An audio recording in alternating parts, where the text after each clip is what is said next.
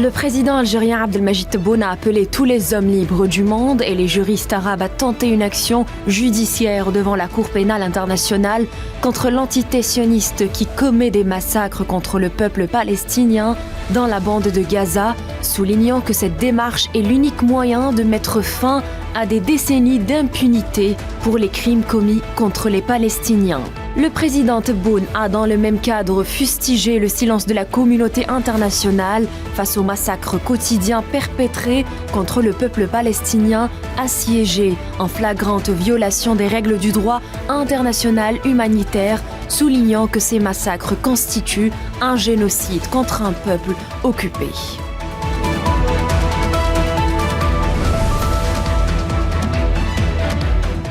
La glorieuse révolution du 1er novembre 1954 a changé le cours de l'histoire et détruit le mythe de l'armée invincible de la puissance coloniale, a affirmé la revue El Jaish dans son dernier numéro.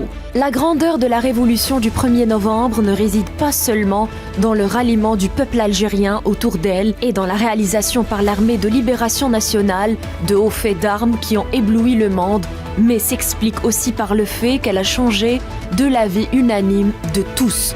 Le cours de l'histoire mentionne l'édito intitulé Épopée de novembre, épopée des peuples.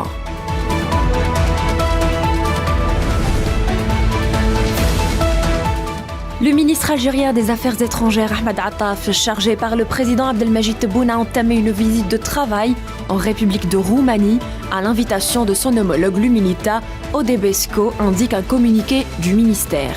Cette visite s'inscrit dans le cadre des efforts conjoints visant à renforcer les relations de coopération et de partenariat entre les deux pays, ainsi que les échanges de vues et la coordination sur les questions régionales et internationales d'intérêt commun, précise le communiqué.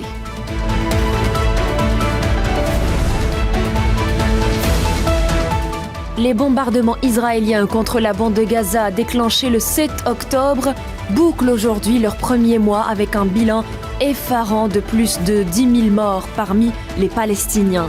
Par ailleurs, le secrétaire général de l'ONU, Antonio Guterres, a déclaré que la catastrophe qui se déroule en ce moment à Gaza rendait un cessez-le-feu humanitaire plus urgent à chaque instant. Le cauchemar que connaît Gaza est bien plus qu'une crise humanitaire, c'est une crise pour toute l'humanité. L'intensification du conflit secoue le monde entier, ébranle la région et plus tragiquement encore détruit de nombreuses vies innocentes, a-t-il déclaré lors d'une conférence de presse.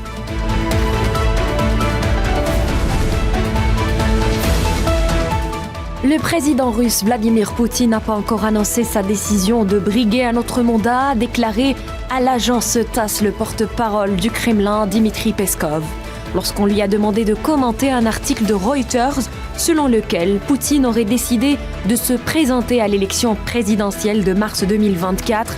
Peskov a déclaré « Poutine n'a pas encore fait aucune déclaration à ce sujet. Une campagne électorale n'a pas encore été annoncée », a-t-il ajouté. L'élection présidentielle en Russie devrait avoir lieu le 17 mars 2024. Le Conseil de la Fédération, la Chambre haute du Parlement, prendra une décision sur la date des élections en décembre 2023.